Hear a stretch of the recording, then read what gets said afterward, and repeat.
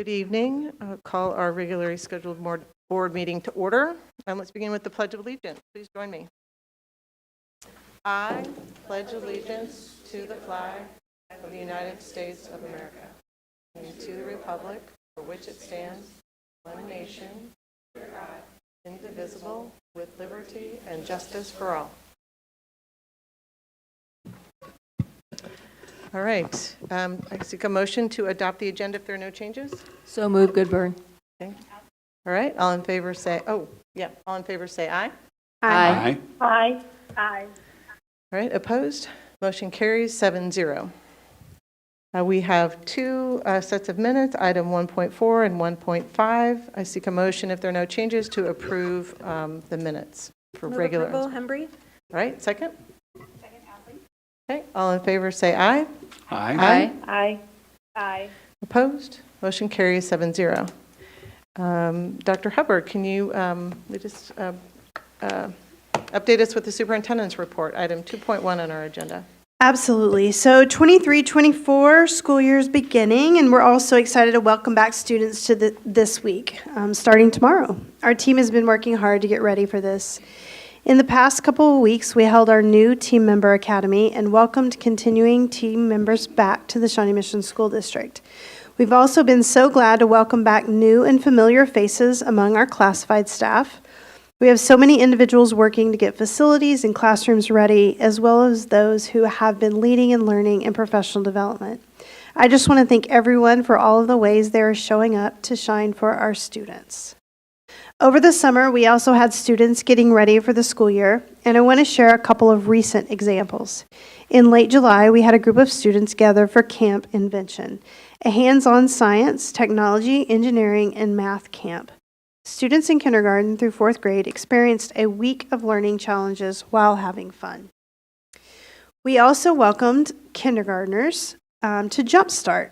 This is a 3-week program giving students a chance to experience school in Shawnee Mission classrooms as they focus on literacy, numeracy, and the skills of just being a student. We are so excited to see these students again this week, and we thank everyone who made these learning opportunities available during the summer. Tomorrow, we are really excited for the first day in our newly rebuilt Pawnee Elementary School. This is one of the 5 rebuild projects made possible through our most recent bond referendum approved by the voters in 2021. Students and staff are holding an open house tonight and will experience their first day in the new building tomorrow. Thank you to the Pawnee staff for all they have done to adjust throughout the construction process and to get ready to welcome their students in the new learning space. We also thank our construction partners and our operation and maintenance team for all they have done to get Pawnee and all of our schools in excellent shape to start this school year. In late July, we were happy to welcome interested individuals to a career fair here at the center. This fair focused on non-teaching positions. Even though that specific event is over, we do want to encourage everyone to spread the word about non-teaching positions available in the Shawnee Mission School District, including custodians, food service team members, and para-educators. These positions offer benefits such as school hours, paid holidays, a free fitness center, on-site health facility, and health insurance. We'll include a link in the recap for interested applicants and to help everyone spread the word. I want to highlight that later in the meeting, the board will consider a consent item that will support another school district in the Kansas City Metro. Under the proposed plan, Shawnee Mission will donate a fire truck and related equipment to the Piper Education Foundation for use in their schools.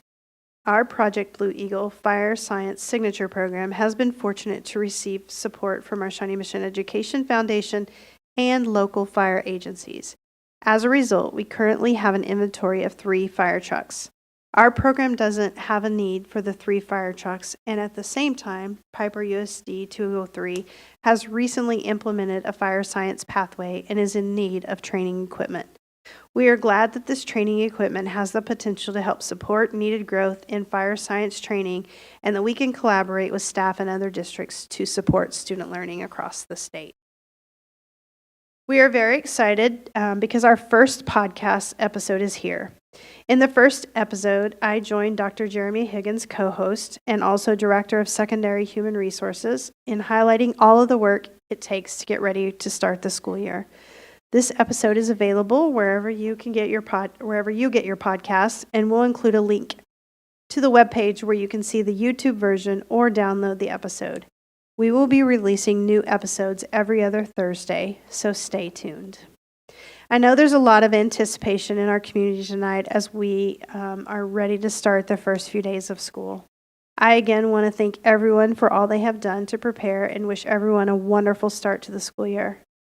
I know we have what it takes because we are one Shawnee mission, and it's our time to shine. But before we start this video, I just want to say a special thanks to our communication team who made this video possible for us. And there's a lot of drone shots in this video, and they're just really amazing, and they do amazing work. And they're always behind the scenes and don't always get credit for their work. So I just want to, just a huge shout out to our communication team. All right, now you can go.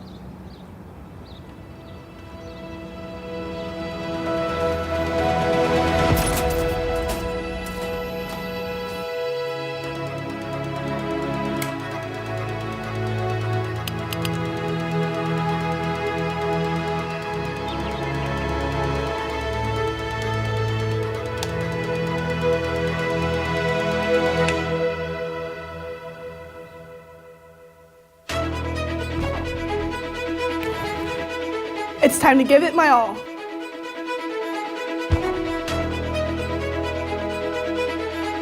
It's time to stand in the spotlight.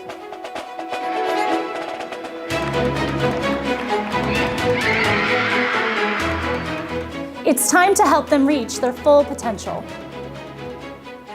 It's time to make new friends. It's time to show up and do my best. No matter where you're coming from our 14 different cities, from the 5 corners of the district. Whether you're in pre-K, elementary, middle school, or high school, Our educators, our community, everyone plays an important part. Shawnee Mission, it's our time to shine. I shine when I grow as a leader. We shine when we let our students know we see them. I shine when I help all of our students get what they need to be ready for the day.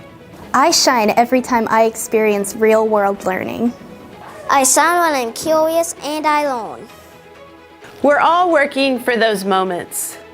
When you see a student's eyes light up, when you see that smile on their face, because they learned something new, because they met the mentor that will change their lives forever, because they overcame the odds, because they found the place they belong, because they achieved what they imagined. These are the people who help get us there. These are the spaces where we find it. every day we make it happen as one Shawnee Mission. Shawnee Mission, it's your time to shine.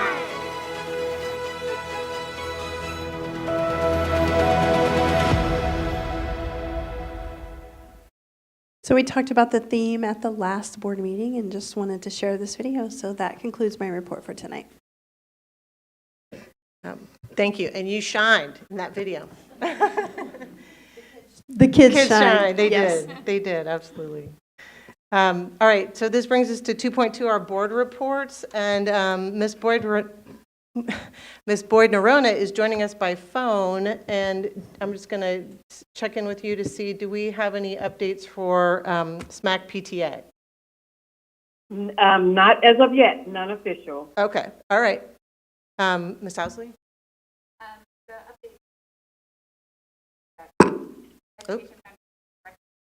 The Education Foundation's breakfast for this year is on the calendar for Wednesday, September 13th at the Overland Park Convention Center. So you can buy individual tickets or tables online, and that goes to help support all of the Education Foundation's multiple programming efforts, including the Dolly Parton Imagination Library and Leadership Shawnee Mission and the Shawnee Mission Cares Fund. So if you can go to the breakfast, that'd be great. Thanks.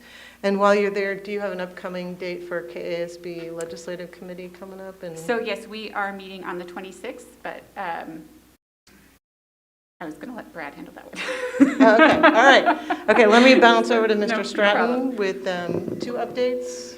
If you want to start with the KSB. Yes, the meetings are beginning again as the fall season kicks in, and KSB Board and the Legislative Committee are meeting together both the 25th and then the 26th in Topeka. Okay. And anything on the finance and facilities while you're there? The next meeting is August 24th. Okay, thank you. All right. Ms. Borgman, is there an update on the nominating committees, their date, or is that a couple months away yet? Nope. It's actually this Saturday in Topeka. The nominating committee for KASB is meeting this Saturday, and we have one candidate, Kevin Cole, who has applied. Just a little bit about Mr. Cole. He is running on so he served for 8 years on the Labette County School Board. His term is up for re-election in November of 23. He's currently running unopposed, and he's held the board vice president role for 2 years. And he has been very active in KASB. So that looks like it'll be an easy vote for us. Okay. All right. Thank you for that update. Okay. Policy Review Committee. We met today, actually, at 3 o'clock, and we have some policy that'll come before you. I would imagine our first read, probably our next meeting in August 26th, is that right? 28th, 26th? 28th? Okay, 28th, sorry. So you'll see those first read probably then. Okay, great. And then back to you, Ms. Boyd-Nerona, anything on real-world learning? Presentation coming later, and they are always on the go looking for partnerships and community engagement. Okay. Thank you. All right, that concludes our board reports. Let's begin with our first discussion item, 3.1, the benefits renewal presentation. Dr. Hubbard. Yeah, so we have Dr. Schumacher. I'm going to pass it over to him, and then we also have Dave Johnson with CBiz to talk about our insurance renewal with Blue Cross and Blue Shield. So, Dr. Schumacher. Yes. Good evening, everyone. Thank you, Dr. Hubbard, Dr. Sinclair, and the entire Board of Education for the opportunity to share with you some information regarding our benefits renewal tonight. With me, as Dr. Hubbard mentioned, I have with me Dave Johnson, who is our primary contact at CBiz. CBiz is our benefits broker for the district. Together, we're going to share some information tonight regarding our 2024 benefits, which will be made available to our employees. Along with this presentation tonight, you have on your agenda 2 items, one consent item with Benefits Direct and an action item with Blue Cross and Blue Shield, which we'll come to later. Of course, as usual, we like to remind everyone that anything that we do should be in service in some way to our mission and our strategic plan. Of course, we know that we wish to create an inclusive culture in an engaged community, thus creating robust opportunities that challenge our learners to achieve at their fullest potential. We talk about students achieving academic success, developing personal resilience and interpersonal skills. We know for this to happen, we must put talented adults around them. We then need to assist these adults in their health and happiness in an effort to retain them year over year. One way that we do this is to provide extraordinary benefits. In the memo that you'll see in the action item that accompanies that action item tonight, we reference strategic action item 3.2, which states we will create the climate to cultivate quality educators so they flourish in pursuit of our mission. And of course, we think there's a direct tie to benefits and that action item. I'm also going to take this opportunity to mention that we're bringing this item to you about a month earlier than usual. And the reason for that is the change to the pharmacy formulary. We want to get ahead of that and get information to our staff members as quickly as possible. So with that, I'm going to throw it over to Mr. Johnson to give you some details. Thank you, Dr. Schumacher. Thank you, everyone, for the time this evening. Again, Dave Johnson with CBiz. We're the benefits consulting firm that's been working with the district for many years. This is the time of year that we discuss all of your renewal plans to be effective January 1st. This year it's sort of a combination between the Benefits Direct offering as well as the rest of the plan offerings. Obviously the biggest budget item is the medical insurance program. So if you move to the, am I moving the slides here? Yeah, okay. So I believe you have this package. We'll run through just some highlights here. Obviously, as you have questions, let me know and be happy to answer those. The plans that will, everything basically renews on January 1st. The top three plans that we'll talk about tonight, the medical, that's partly district paid, partly employee paid. If anyone decides to buy up to a richer plan or they decide to put their dependents on the plan, the district or the board provides a certain amount of money toward that coverage as well. There's also life insurance that is board paid, and then there's short-term dental and vision are paid for by employees. Short-term disability is paid for by employees. There's an employee assistance program that's provided by the district, and then the voluntary products that are offered in conjunction with Benefits Direct and the Section 125 plan. You can see the renewal dates out to the right there, and we'll show you the actions for each of those. Just a little bit of history. You might remember last year, the medical plan actually had a slight reduction of about 1.6%. The dental renewed with no changes. The vision was under a rate guarantee. The life renewed with no change, and the short-term disability plan renewed with an extended rate guarantee. So the ancillary lines this year, effective January 1st of 24, the voluntary dental would again renew with no change in plan, no increase to rates, and that'll have a rate cap for next year. The voluntary vision is going to renew with actually a 5-year rate guarantee. It's a long time. That'll be until 1/1/29. Life is still under a rate guarantee, and the voluntary short-term disability is also still under a rate guarantee. So just a little bit of information about the medical insurance program. It's kind of hard to see the colors there, but the point of this graph is to show you rates are a little bit up and down, but since 2015, your average increase to the plan has been 4.8%. And that's really against a backdrop of annual medical inflation being between 9 and 10%. Medical itself is a little bit lower, closer to 8 or 9. Prescription drug expense is increasing more rapidly, closer to 11% annually. So that we would term would be a successful run with the health insurance plans, especially the last couple of years being fairly low there. So the renewal summary, and we start this renewal process really in March or April. And we meet with administration, make sure they're up to speed on everything. We look at claims experience every month, report the claims experience every month to administration. And then again, we start the renewal process in March, April, May, so we can get to the benefits committee before the end of school generally. And we can begin to prepare documents, et cetera, for this board meeting, and then prepare for open enrollment, which will start in October. So your claims are up a little bit this year. They're at about 92% of expected levels. So a year ago, when the insurance company said we expect claims to be X, those claims are about 92% of that. They're actually up a little bit through June. We start the renewal process early. We then looked at it again in June, up to 97%, and that is up from 85% last year. So that's going to tell you why there's a projected increase this year.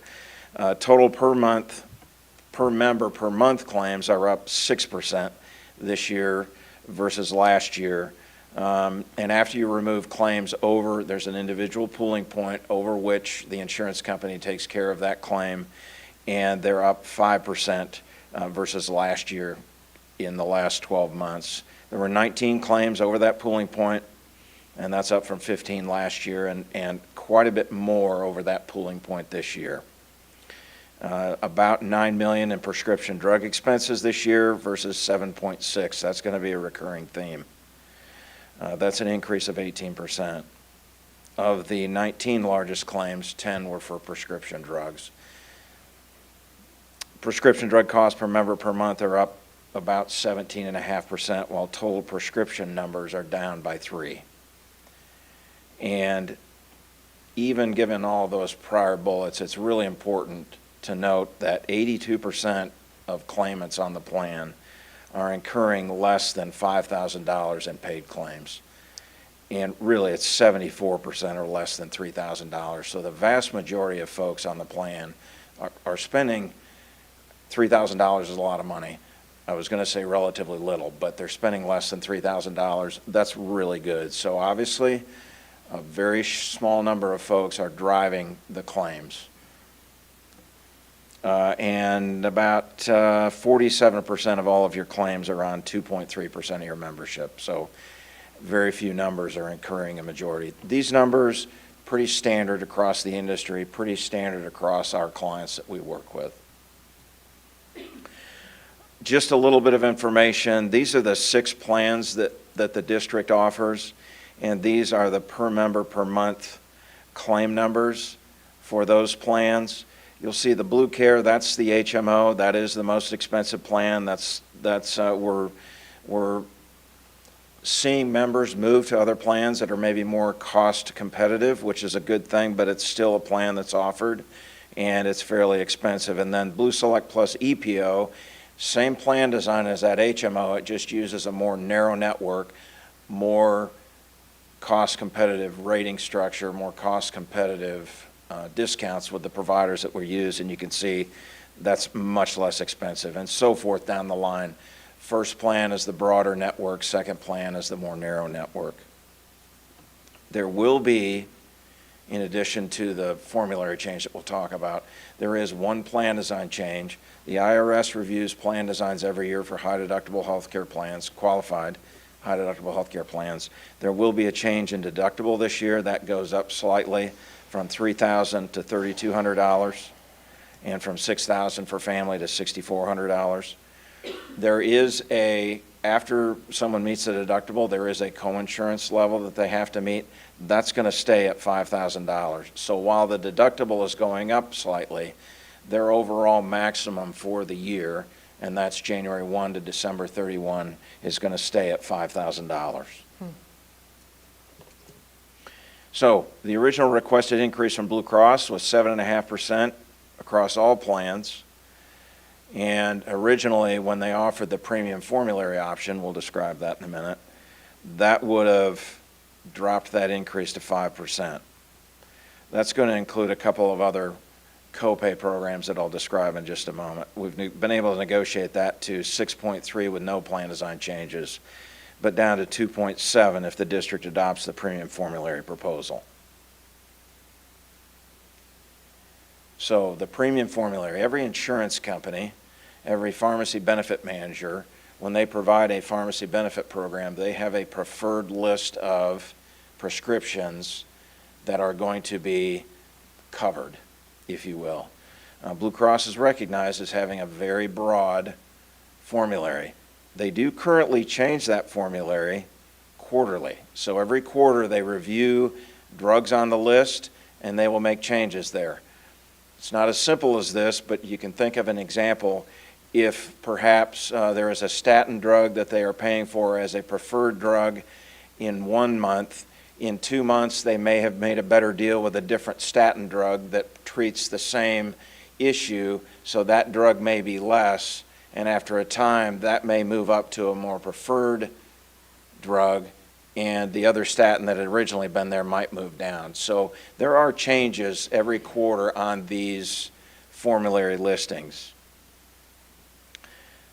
Generally in the market, prescription drugs, as discussed before, are running more expensively than normal medical expenses. And you can see Shawnee Mission's prescription drug expenses are increasing pretty dramatically.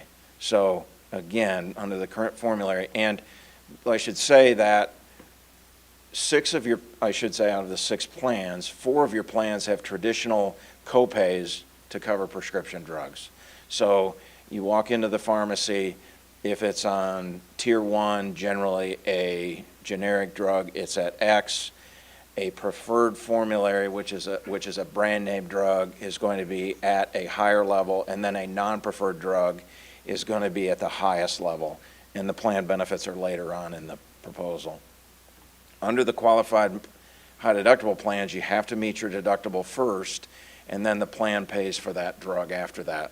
So immediately, someone's going to recognize if there's a better rate negotiated for that drug, because it's going to be less expensive. So Changing to the formulary is going to save you a good amount of money, but the important thing is, who's it going to impact? How's it going to impact people? It's going to impact about 4.3 of the prescriptions, or up to now it would impact about 4.3% of the prescriptions prescribed on your membership. It's going to save about $1 million. So we discussed this at length with the benefits committee. We discussed it with administration. We've looked at more reports than what we've got in the package here, but for purposes of brevity, we'll answer any kind of questions we need to. But what you can see up at the top here is that there's no change for 93.5% of the group if they get the same prescriptions next year. There's actually a positive change for about 2.2% of the group. They're currently taking a drug that is maybe a non-preferred brand, and those 802 prescriptions are going to actually go to a preferred brand. So they will, for taking the same drug, they'll have a lower copay or a lower cost on the plan. And then there would be a negative impact, which means that person excuse me, can continue taking that drug, but in order to continue taking that drug, they're going to have to pay a higher copay. And that's about 0.6%.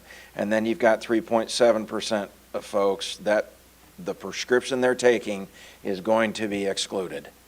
So if they want to continue taking that drug, that's not going to be covered by the plan. It won't be subject to a copay, won't be subject to deductible or anything.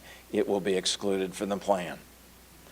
Those people in those last two categories are going to receive a communication directly from Blue Cross later in the year, closer to the effective time when that happens.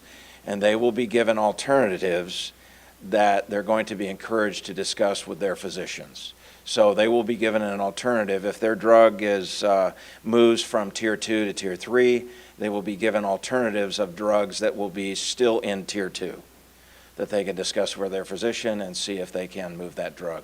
For those that are excluded, they will receive an alternative that's going to be covered under the program that they can discuss with their physician. So there's a lot of information here. These are some of the drugs. Now, I'm not a prescription drug expert, so I can't pronounce all the names. I apologize, and I've looked up a lot of them on the internet, so I know what a lot of them are supposed to treat. But so, for instance, some medications in the excluded category, Plenvu. Plenvu is actually a drug that, make sure I get this right, get to my notes here. Plenvu is actually a drug that you take for prep for a colonoscopy. So that's not I guess I maybe should explain that many prescriptions prescribed today, most of the cost of prescription drugs are on specialty drugs. So any of the prescriptions you see advertised on television, those are generally specialty drugs. So things like Humira, or those drugs. Specialty drugs are covered by the plan. They're not changing categories because there's no alternative to those specialty drugs. So if someone's taking Humira now, starting January 1st, Humira is not going to be excluded from the plan. They're not going to have to go get something else. But something like Plenvu, which there is a generic alternative for, they're going to have to take either that generic alternative or some other alternative that the physician prescribes for them. In terms of the actual numbers of folks that are going to be impacted, the number one drug with 122 utilizers and 357 prescriptions is actually a drug that's going to have a positive change. So if they continue to take that drug, it's going to go to a lower copay or it's going to be lower cost. And that's 122 utilizers. The next one is 62 utilizers. That's Plenvu. So there's 62 folks that are going to have to change. Again, for those of us who've had the pleasure of having a colonoscopy, that's just going to be a different prep drug that we're going to have to take for that. Another, Synthroid. Most people recognize that name. Synthroid is a brand name. There is a generic of Synthroid available, and that will be excluded, and there are 48 utilizers of Synthroid right now. So again, after the 122, it's then 62 that are impacted, another 62, a 48, and on down. And there's a list I've got in my hands here of 3 or 4 pages. Many of them are one single utilizers. So they'll have an alternative that they can get from their physician. So let me stop talking there and ask if any questions about that so far. Do you want us to wait till the end, or? Do you want, what's your preferred Yeah, option? Get through the whole let's go thing and ahead- then we'll we'll take go ahead questions? and wrap up. Okay, Yeah. Okay. I'm sorry. Okay, let me make sure. There are a couple of copay drug programs today. When a member gets a discount card from a provider or from a pharmaceutical company, that actually is not able to, the member gets advantage of that. So in other words, instead of having to pay maybe their $50 copay, they get a discount to pay $10. The plan previously has not been able to take advantage of that, meaning your actual health plan, starting on January 1st, that will also be a discount off the plan. The member that has that card will not see any change. It will be a behind-the-scenes change for the insurance company in order to give the discount to the plan. So that's a positive. The second is a variable copay solution for those people covered by a high deductible plan. Previously, when they get those cards, instead of so maybe instead of having to pay a $500 cost for their plan, the copay card will allow them to pay $50 or $10 or whatever. So the employee pays that, the member pays that, but then their deductible is artificially discounted by the difference between the $10 and the $500 in that case.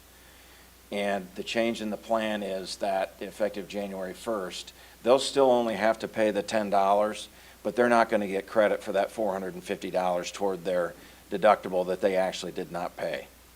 So there are a few members that are going to be impacted by that. They'll again get a communication about that. Premiums listed here, also in your packet. Plan designs listed here. Red numbers of the couple of changes that we talked about with the deductibles. And then this is the sample letter that the employees will receive, or members, I should say, will receive with their prescription drugs if they have a change. Thank you. Just a couple quick things to wrap up. On the formulary, we spent a significant amount of time considering this. We've been talking about it for a number of years. We felt like this was the year to pull the trigger given the rate increase overall. And we didn't go into it lightly. As Dave mentioned, ELT considered it, negotiations team considered it, as well as the benefits committee. And we felt comfortable that we could ensure that our employees would get the medication that they needed. Maybe a different drug, but they were going to get what they needed. Over here, just to say a couple things as a reminder to our community and to you as a board, there's an additional district contribution up to $816, which will cover that increase of the 2.7%.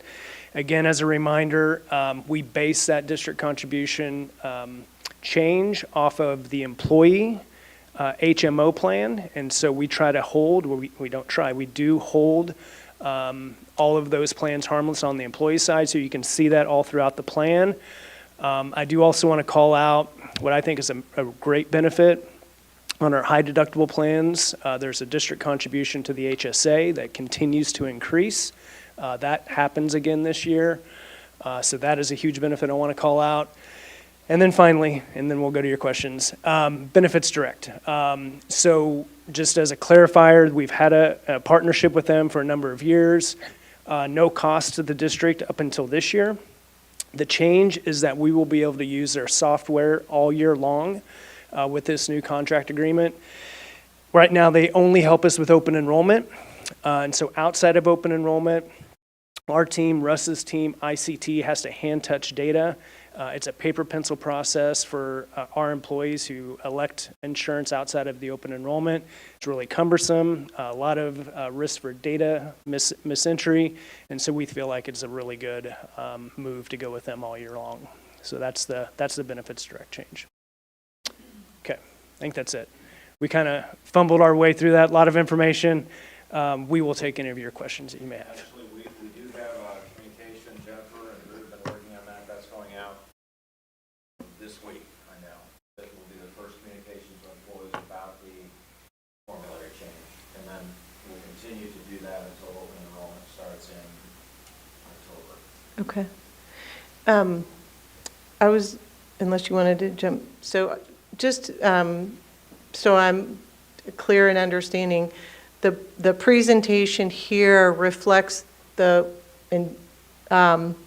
work and/or input of the benefits committee, the administrative leadership team, and the negotiations team as well. That is correct. Okay, so thank you for all of that work and input.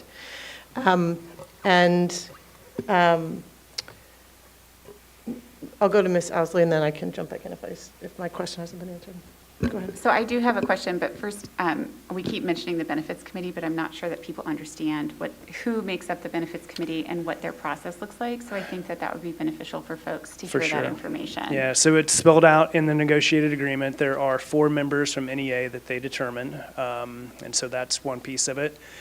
There's 2 administrators, representatives, and then there's 3 classified members that are representatives. So every employee group is represented, and so they're an advisory group to the Board of Education. Okay, and so they look at all of these processes, and then they help to make their recommendation to the board on what we should do as a board. That's correct. And then, of course, negotiations plays a piece because there's a financial negotiated part of it, and so it's kind of a dance during that time between negotiations and benefits committee. So yes. Thank you. You're welcome. My question is whether or not there is an appeals process in place if you have a prescribed drug that is then now changed due to the formulary, because while there are generics available for a lot of specialized prescription drugs, for folks who are utilizing a medication perhaps off-label, if something changes from the name brand to the generic, sometimes that can change the use of the medication. And so what is the appeal process in place if you have a situation in which you need a specific drug and you need to get it, and your doctor is telling you you need to get it, and an insurance company sends you the letter saying you can't get it? So what does that appeal process look like? The letter will spell this out that the individual gets if they have a change, but they're encouraged to have their physician contact the medical review department of Blue Cross, who's your pharmacy administrator, and they will go through an appeals process. Oh, I didn't see that in the letter, but the language is in the letter that it says to contact for the medical There appeals is a process. very specific direction, yes. If it's not in the letter, it is in the communication, I know, that's going out this week. And they are encouraged, and the physician will understand that, especially if they've gone through any sort of process with the member already. If they've gone through that process with their drug, they will understand that they have an appeals process with the insurance company. Okay, and what does that appeals process look like? So if your doctor submits something for the appeal, like what does that look like internally for Blue Cross? It's generally up to 3 back and forths, if I can use that base of language. They'll start with the process. The physician will call in. They'll ask for records. They'll ask for those sorts of things, and they'll go back and forth on that 2 or 3 times. And so this would be back to the HR team, do we, as a district, if we had an employee that was struggling through something like that, do we provide any assistance with that, or is that left between the employee and their physician to have that conversation with Blue Cross? We will help in that process. We encourage the employer to stay out of it because of HIPAA privacy concerns, but we will get involved in the process. We'll get an authorization letter from the member,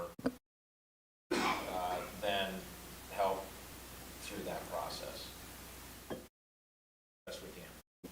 And I just want to say one thing, this is not a question, but it is not an individual that's driving the cost of the medication, but that's what the medication costs.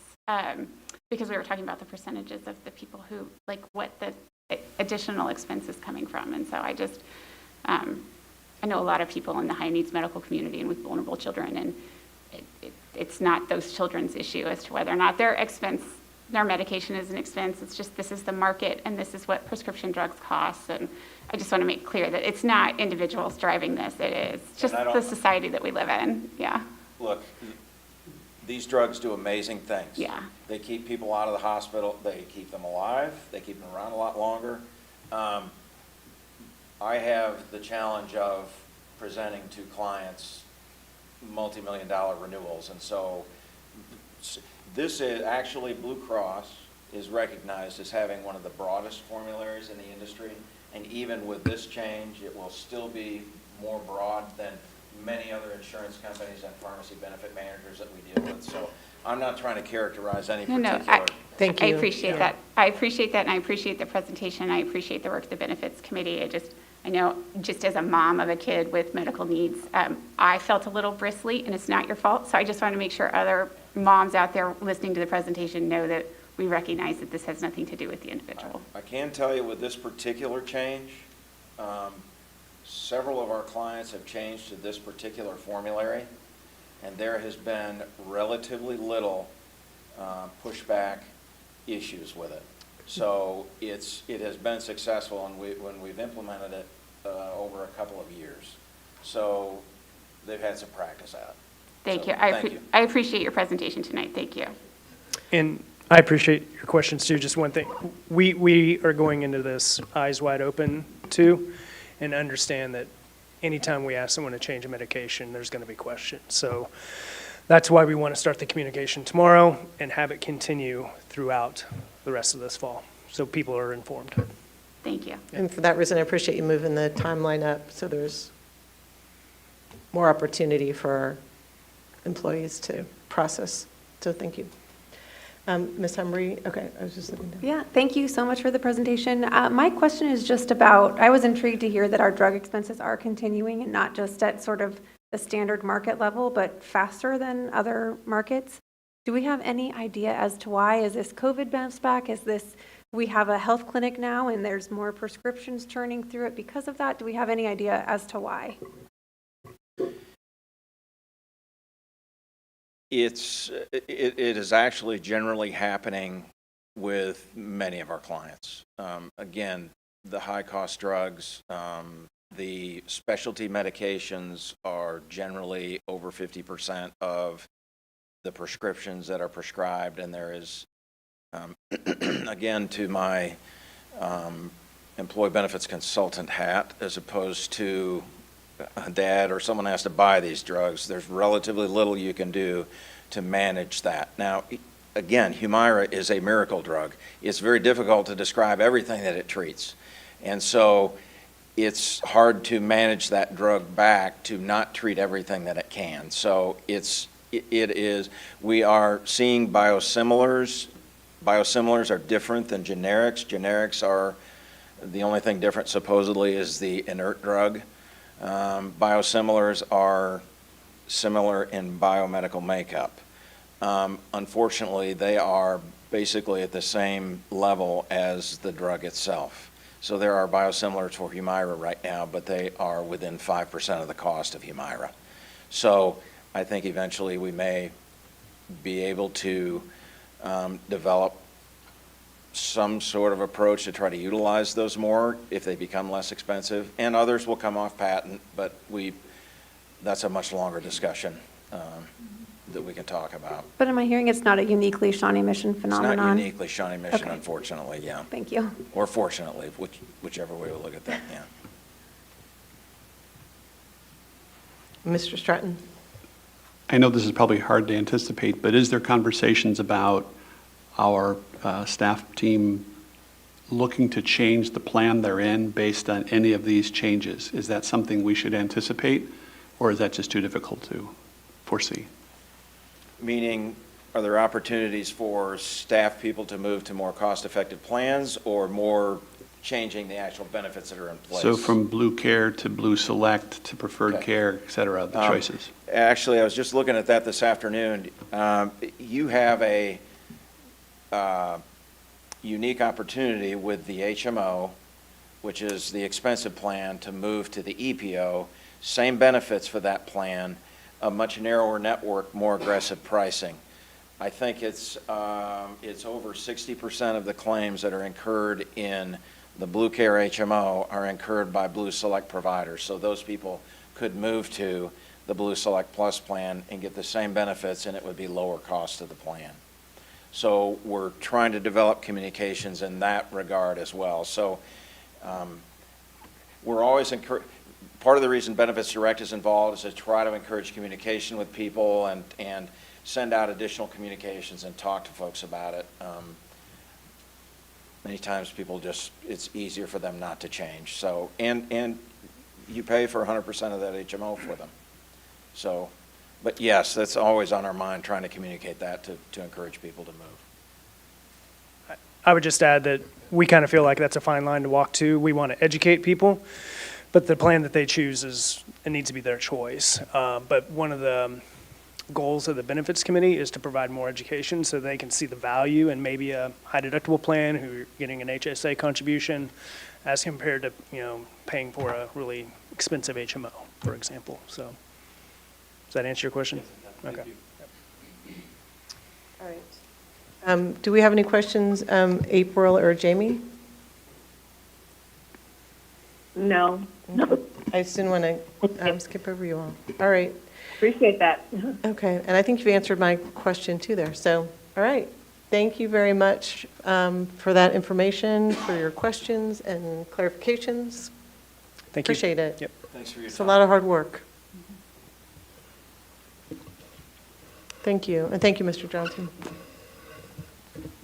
All right, that brings us to our next discussion item, 3.2, real-world learning. Dr. Hubbard.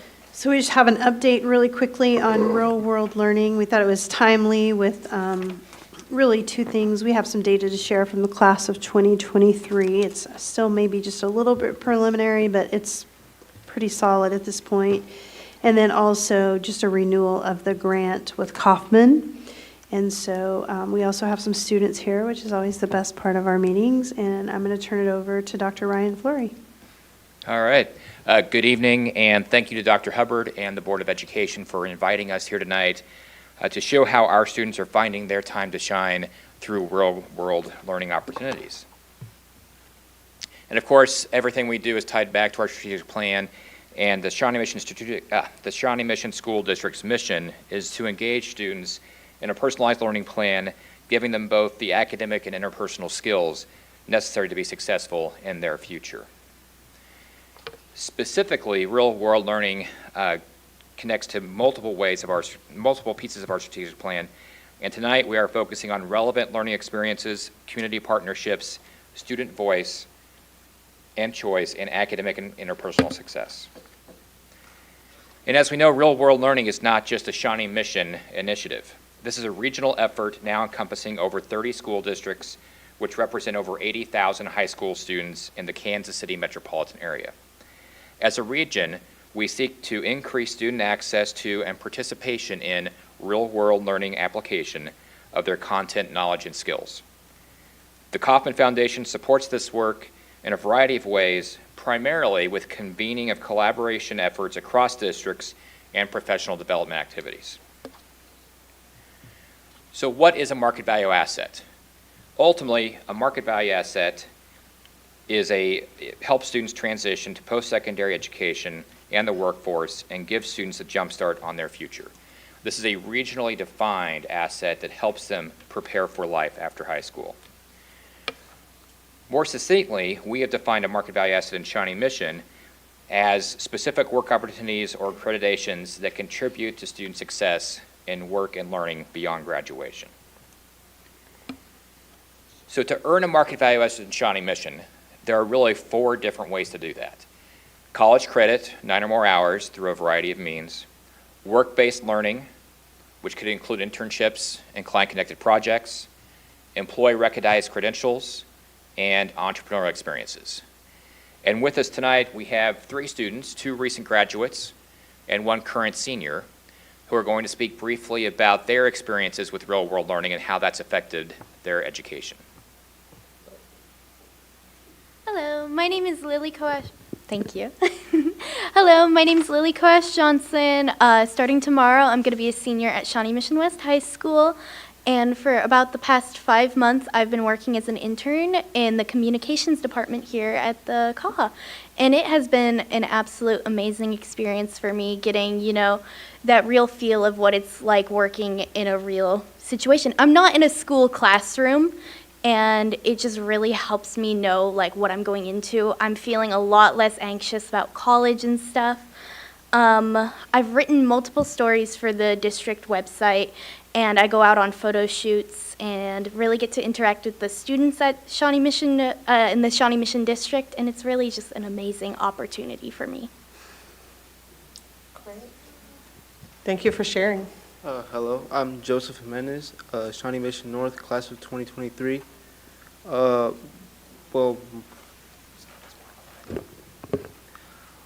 I was presented to a project, a real-world learning project in my Spanish 5-6 class to connect and help inside the community. And since I was part of Shawnee Mission leadership, is that what it's called? Yeah. I decided to, and I knew about the Dolly Parton library, the Imagination Library. So I tried to connect with them. I did some my research about it beforehand. And when I connected with them, I wanted to translate stuff because I saw that they didn't have stuff in Spanish to maybe grow it even more. So I connected with them, got my guidelines, and it was a great experience, having to work like that, strict guidelines, making sure everything was kid-friendly or appealing to parents. So, it was fun. When I came back and showed them everything, it was great to feel all their support about it. And I don't know how it's been now, but it was a great thing to do. Thank you, Joseph. My name is Elijah Panjetta. I just graduated from Shawnee Mission North 2023. I was a part of the Project Blue Eagle program, and through that I was able to gain all of my certifications necessary to become a firefighter, EMT, at least in this area. I got to interact with a lot of the local fire departments. They came out and volunteered their times into investing in us and the future of the fire service.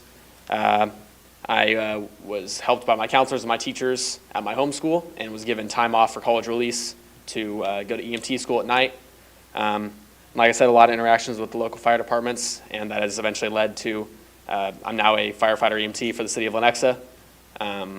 Just with perfect timing, a little bit after I graduated. So, yeah. Congratulations. Those are just a few of the amazing stories we had to tell. Elijah, I'd also mention, Elijah earned 27 college credit hours for free or virtually free through the programs here in Shawnee Mission, in addition to the certifications he earned. And with the client projects, Joseph mentioned the process was amazing. And that's what we're really looking for on those client projects, that rich interactive process with the outside client. And then the product's just, kind of the byproduct of those conversations. But really it's about the interaction and having those conversations with mentors and professionals in those settings. I might add, if Elijah, gosh, that's loud, sorry. If Elijah looks familiar, he was the narrator of our One Shawnee Mission video last year as well. We can't keep him away. I think Lily was on this year's too, right? Yeah, Lily's on this year's. Yep. So quick history lesson here. The Coppin Foundation invited Shawnee Mission in the spring of 2019 to develop a 3-year plan to increase student engagement in real-world learning. We spent the 2019-20 school year developing a plan with a group of over 50 stakeholders, teachers, community members, ELL staff, special education staff, elementary, middle, high school teachers, a wide range of stakeholders to develop that initial plan. We met all of our major outcomes written into that plan, which included hiring of a dedicated business to education liaison, implementing new science as a career exploration tool, visiting exemplar schools with staff members, and increasing our MBA attainment. We also hired an additional counselor for each of our 5 high schools. One of those was actually funded from that Kauffman grant. And I've invited Britt Shear, the Real World Learning Counselor at Shawnee Mission North, to share about her role and how she connects students with career experiences. Hello. As the Real World Learning Counselor at Shawnee Mission North, we have had a lot of different activities that we've been able to implement throughout the past 3 years now. One of the things that we have definitely utilized is youth science. With youth science, what I've been able to do is kind of categorize and go through data. And with that, then I can kind of pull students that might be interested in certain areas, fields, career options, etc. I've then been able to use that data to pull students to take them on field trips. For instance, one of the field trips that I was able to go on was the aviation, girls in aviation. And so I was able to take about 5 girls to Garmin, and the girls actually got to get up in an airplane and fly. So they got to connect with Garmin aviation specialists. They got to tour Garmin, and they got to see like, oh my gosh, this is actually what I really want to do. I've also been able to take students to iBuild. We've gone to Johnson County Community College to look at college tours for their different programs. We also have done we've gone to the Garmin warehouse where we have students working as interns and work experience because we've had the time to be able to pull those students. So we've done all sorts of different field trips, as well as we've been able to utilize job shadows for our students. I've been able to connect students, thanks to Laura, with job shadows as well as internships, where I'm kind of the connecting piece to help students find internships. With those internships, students have gained a great experience. They have also, some of them have some jobs that they have lined up because of the internships that they had throughout high school.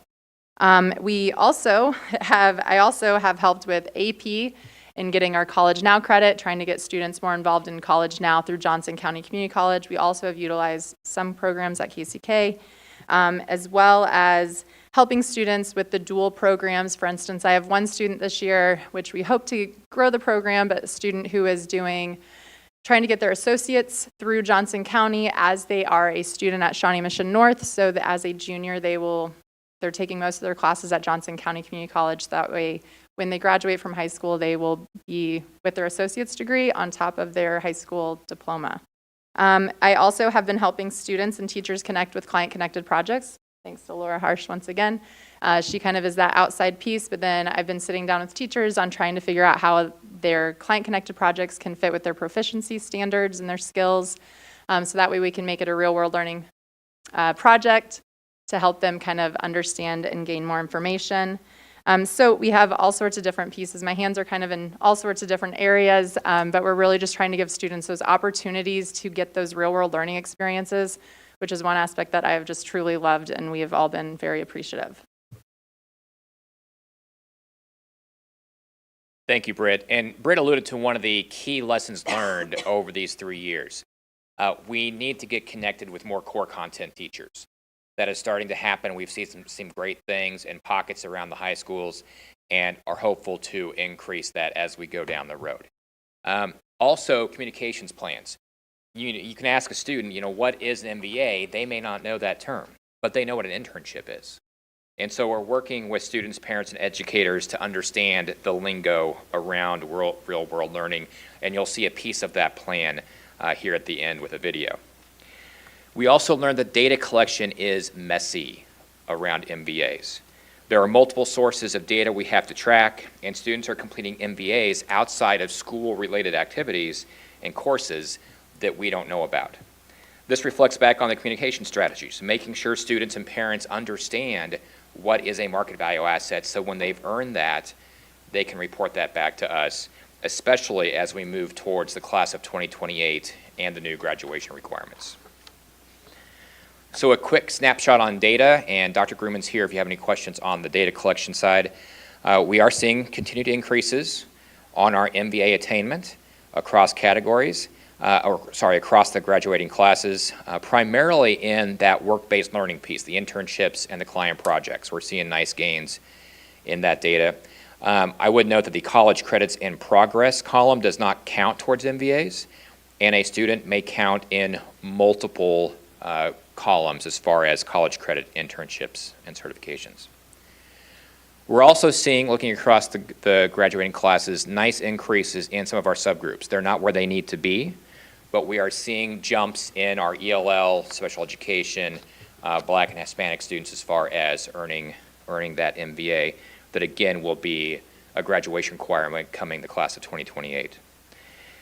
I went back to the client-connected project piece. As we really move towards 100%, it's going to take real-world learning happening in every classroom across the district to really get to that point.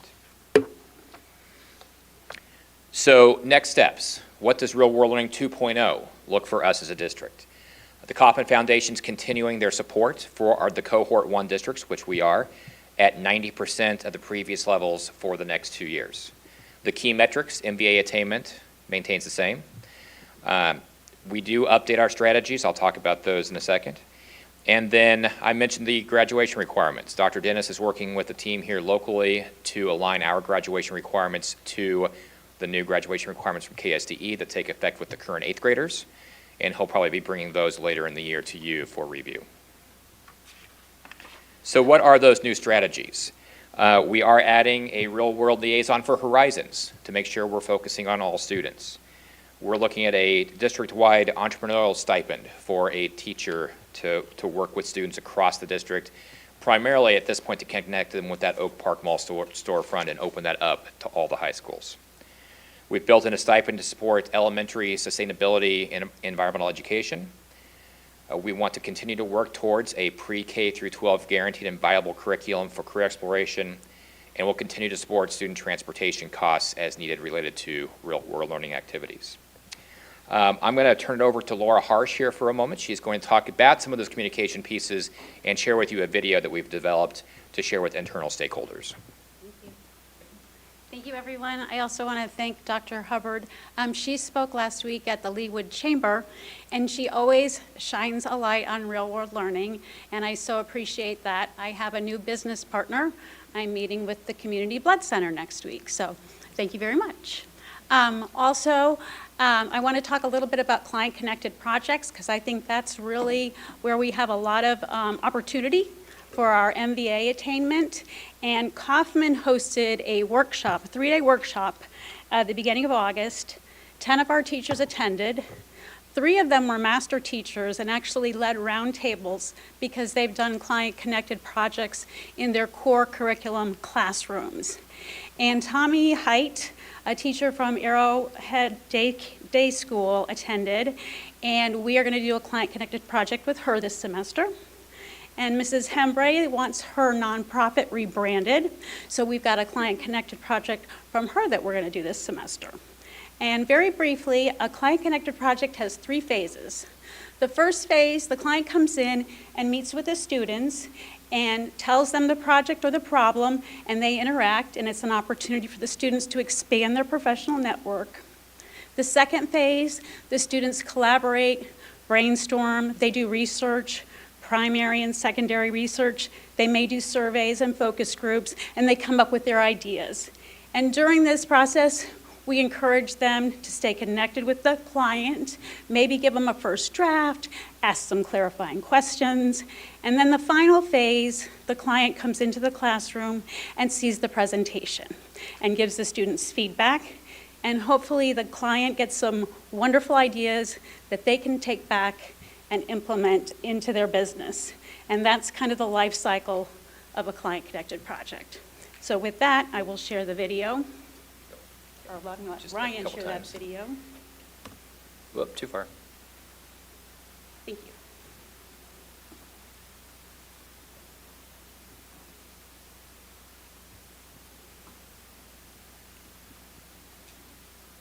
Shelley, are you driving or am I driving?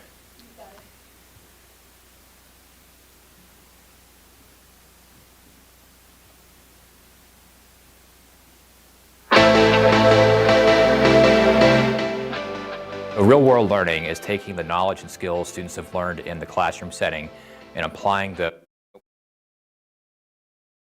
While they're working on that, this video is developed an internal campaign, so for our building principals to share with classroom teachers and really to get that idea that client-based projects are in classrooms. A real-world learning. And we also have one in development that we're going to launch at the Shawnee Mission Foundation breakfast for our external partners that we work with on a regular basis to try to get more partners. So there'll be another version of this coming, but we wanted the internal one for when school started, and then we'll launch the other one here in a couple of weeks.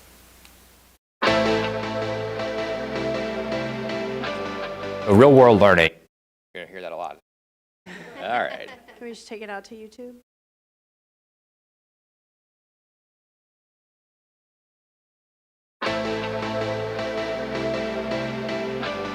Real world learning is taking the knowledge and skills students have learned in the classroom setting and applying those in real world settings so they can learn more about careers they might have a good fit for after high school.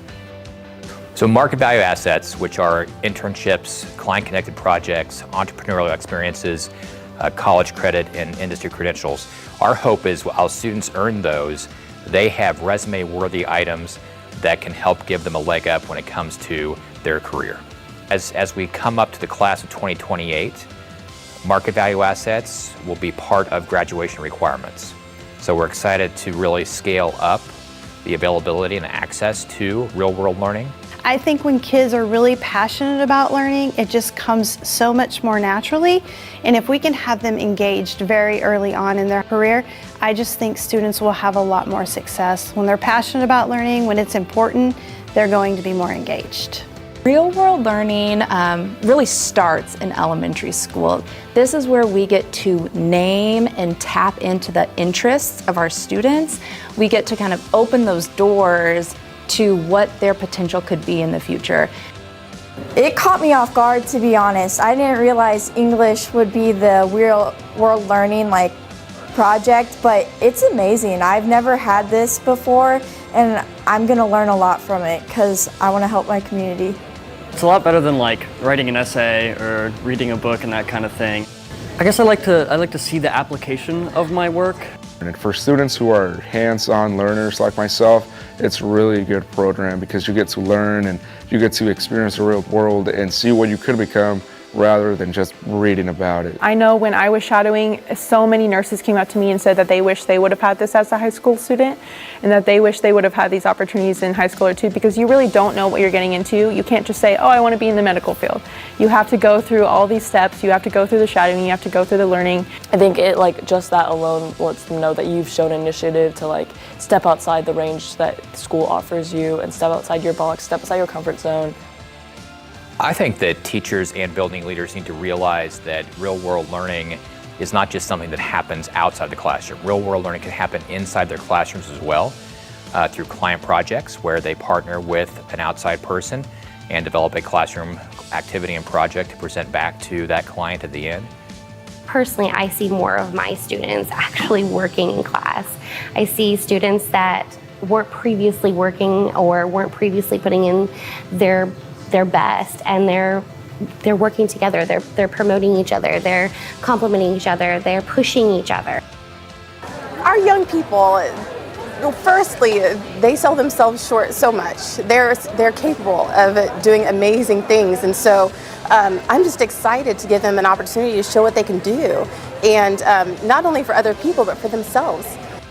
There's a real spotlight on it, and a spotlight on how students can learn differently and how they can show what they've learned differently. And that's what we're really excited about.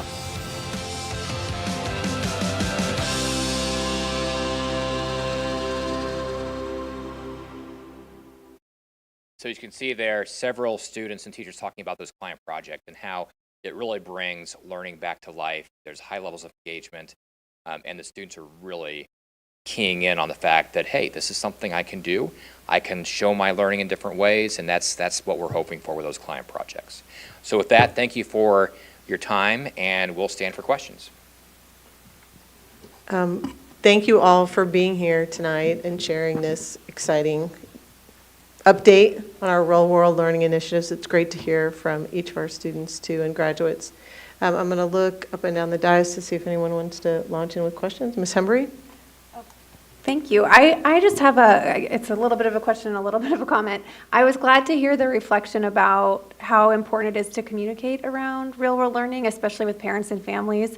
As someone who has a current 8th grader and he will now be required to have a market value asset when he graduates, if I sat him down and told him, you're going to need a market value asset, he would have about 200 questions for me, the first of which would be, what is a market value asset? So I'd love to hear a little bit more about the communications you guys plan to use. But beyond that, I think one of the things I'm noticing is we're really good at talking about real-world learning and what it does for engagement with materials. But I think one of the biggest pluses of it that we don't always talk about is it helps kids realize what they don't want to do. And that's something I'm excited about for my current 8th grader. I would rather have him go and field trip or job shadow or client connected project and realize, like, I am not interested in this thing, and I'm going to rule that out as something I want to do in the future. And then I also think they're really great for expanding networks. So much of people's professional success actually comes down to what kind of network they're able to put around themselves. And when we have students who maybe don't have those real world learning experiences, they aren't going to have the same kind of network to launch their sort of next stage of life from. So I'm sharing all of that to say, I think as a parent, learning more about it is great, not just what it is, but kind of why it's going to help my student. So I'd love to hear more about communications plans for the next few years. Well, Ms. Himmer, you mentioned the social capital that students gain from this. It's huge, especially for our students that may not have those professional networks through neighbors or friends or parents. This really builds up that connection to the community and to their future. And you're right, if you figure out you don't want to do something, that's a win. We'd rather have you figure it now than after you spend $100,000 on a 4-year degree at KU or somewhere else. As far as communication, like with the students, we do have, this will be now the 4th year, we've brought all 2,000 8th graders into this building to talk about real world learning, the programs available at the high schools, the programs here. They get a chance to meet their real world learning counselor for their high school. And so that happens. We do some open house nights.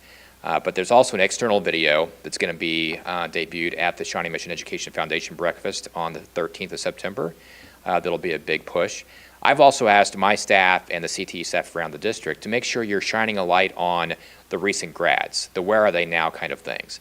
Because we've got students doing amazing things walking right out of our doors, and we want to make sure the community sees that.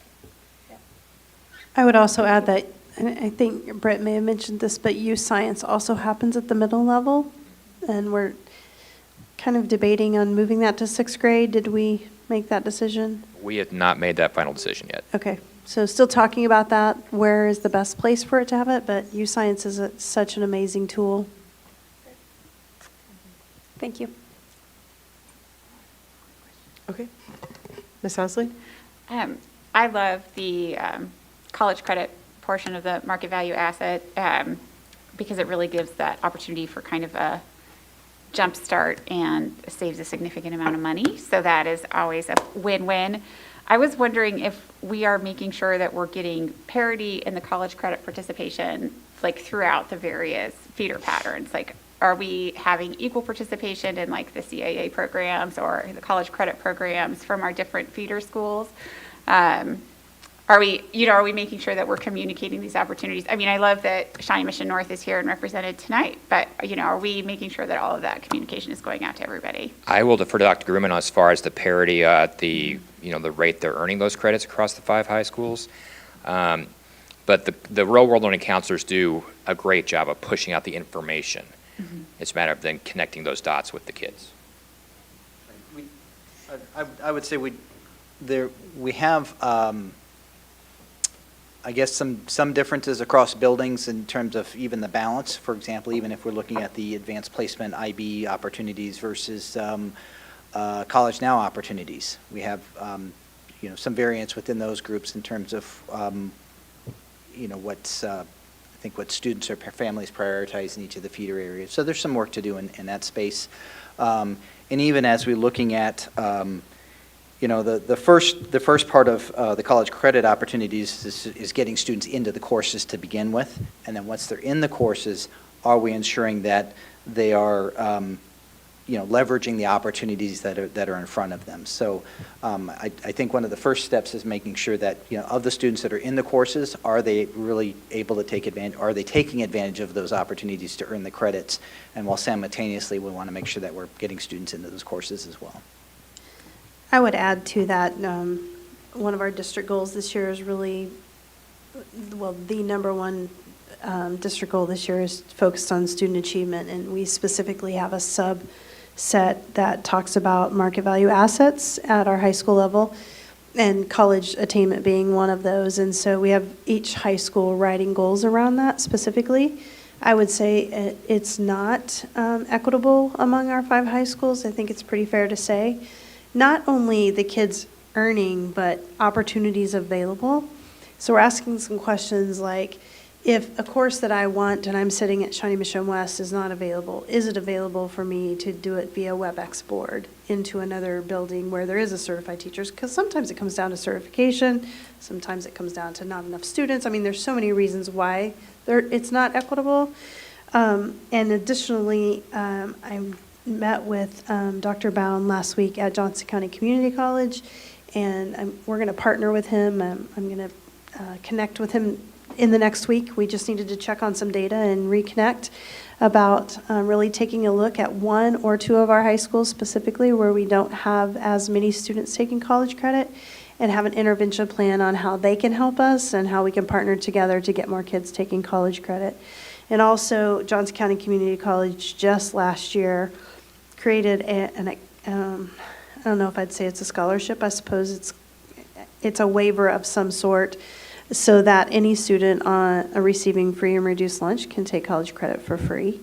And so really communicating that plan is exceptionally important. But it was really new last year. We did have some kids take advantage of it, but I'm hoping we'll have more and more as kids. Kind of goes back to what Dr. Grumman said. We've got to get them set up ready to take those courses. And so it'll be a combination of creating a plan to have that happen, and then also ensuring that kids know that that's an opportunity that's available. Well, and I really appreciate the transportation piece being in here, because just even having, if you're taking classes at JUCO, just being able to get there can be an obstacle, and helping to figure out that transportation piece is really important. And then communication to parents, because students can be so different. You can have a student who brings this to the parent and says, I want to do this. And then you can have a student where if the parent doesn't bring it and say, you're going to do this. I mean, some people aren't as self-starting as others, but I don't even know if parents are aware of the opportunities for their kids to get college credit in high school and how to encourage their students to do that. So it's just an opportunity to highlight the high school program of studies. I think does a really nice job of talking about those opportunities. And I know at our high school back to school nights, our counselors and principals do a really nice job. I'm just speaking as a parent at those events to put those opportunities in front of parents. And I know it's overwhelming at times, and sometimes you're like, whoa, that was way too much information. So I would just encourage both students and parents to reach out to high school counselors if they have questions regarding that. Thanks. Thank you both. All right, Ms. Borgman or Boyd Nerona, do you have questions? This is Mr. Boyd Nerona. I was going to mention the other thing, and to applaud Laura and Dr. Flory's great efforts, is that, I've noticed over it's been 2 or 3 years where I've been active with this program, is that I've seen an increase in representation of women representing fields when we meet one-on-one with the students, as well as persons of color. So I do want to point that out as well. I don't know if you all are being extra intentional, or if that's just those that you are reaching out to in the community are being receptive. But that's one thing that I've seen an increase in over the 2-3 years that I've been active with the program and one-on-one mentoring with the students. So I applaud your efforts there. Thank you. There was head nodding over here. I don't know if you could see that. Yeah, yes. I'm just going to say real briefly, we want our mentors to look like our kids. So we're very intentional about that, and I appreciate the recognition for that. That's great. Okay, Ms. Goodburn. Yeah, I just wanted to ask Laura about your efforts too. It looks like we've done a really great job with the internships and client-connected projects, almost doubling in 2 years. So just tell me a little bit about your efforts and how you find. I know we're doing the video at the breakfast. That's great to try to reach all those business people that are there, 1,000 people, I'm sure. So can you just talk about your efforts and how you go about finding the clients? Absolutely. It's a long window. It's a long ramp. We did the project with the City of Overland Park for the lifeguarding recruiting and retention, that started a year ago. And so it's meeting with the business partner, it's letting them know about the program. I haven't met a business partner that doesn't want to work with high school students or work with the school district, so they're always very happy to help, but oftentimes we have to change our entry level. So will you be a mentor? Will you offer a job shadow? Those aren't market value assets, but I'm building blocks so then I can say, how about a client-connected project? Because if I go straight into those meetings, for instance, next week with the Community Blood Center and say, can you have an intern for 120 hours a semester? Their eyes will glaze over and they'll say, what am I supposed to do with a high school student for 120 hours? But if we can build those relationships and they see the quality of our students with the projects and with the job shadows, then it starts taking off. You know, you build that foundation and it's a beautiful thing. I also just think communication, Sarah. We've really tried, anytime I speak anywhere, that is just part of the conversation about, we would love to have you, we'd love to have you as a business partner, using those examples. But I think our best salesmen are the three that are standing right there. I mean, I was able to connect personally with Elijah at a foundation event where we sat together, and just listening to his story and the opportunities he's had, and it's all about that networking. I mean, yes, he was hired by Lenexa, but I guarantee you he networked with multiple fire stations across the metro through the program. And so I just think the communication and kids selling the program too. And if I could add, we're really starting to see a turn of tide with some of our business partners. You go back 3 or 4 years, even pre-COVID, it was difficult to get into the hospital systems. Well, now they've realized we need the kids as a workforce. And they have come together. Each hospital system had different requirements, different paperwork, different hoops. They have now come together, Missouri and Kansas, both sides, with their hospital associations, and said, we need to streamline this. We need to make it so no matter which system you're going to, the hoops are the same, basically. Last week, Thursday morning, at our advisory committee meetings, I heard the same conversation in the construction crew. Newkirk, Novak, J.E. Dunn, the other one, they were all there. They said, we need to figure out a way to get your kids onto our work sites. We know it can happen. We had a kid intern at Pawnee with Newkirk, and they're ready now at the table to have those bigger level discussions about finding a way to make it work, as opposed to saying, no, we can't.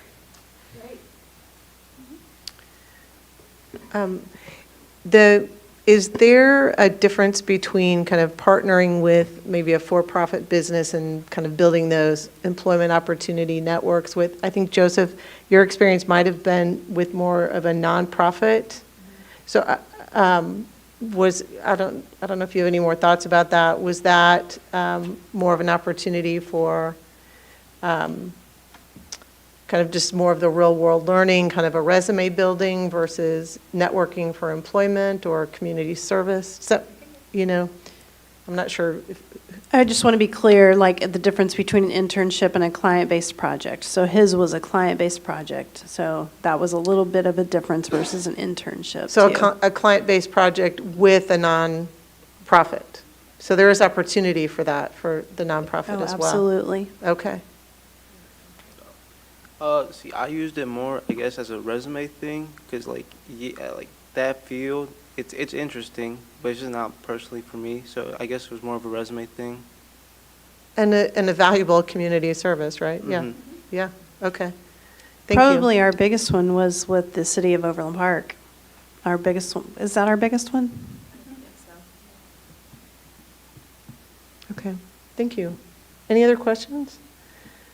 Well, this was fun. Thank you all for being here this evening and that update. It was fantastic. Thank you. Thank you all. All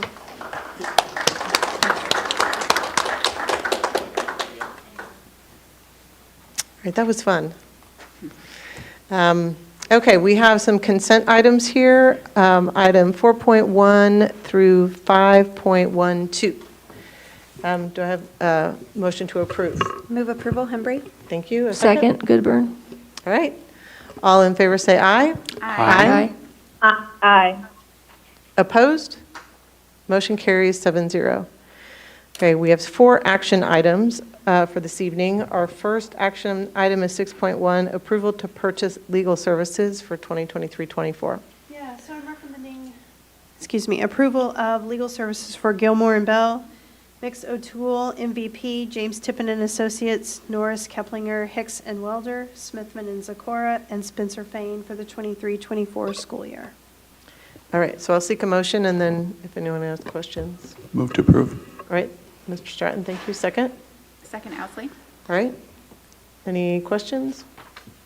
I would just point out for clarification that we use the firms for different things.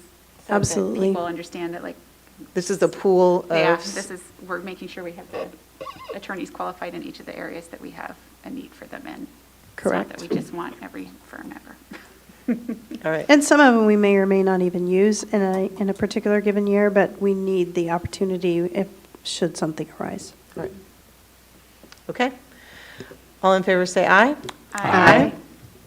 Aye. Aye. Opposed? Motion carries 7-0. All right, our next action item, 6.2, approval of referee services for 2023-24 school year, arbiter pay trust account. So this is the software that allows us to pay for referees for middle school, high school, all events. All right, do I have a motion? So moved, Owsley. Second? Second, Hembry? All right. All in favor say aye. Aye. Aye. Opposed? Motion carries 7-0. All right, 6.3, approval to renew the medical insurance program with Blue Cross and Blue Shield of Kansas City. So again, we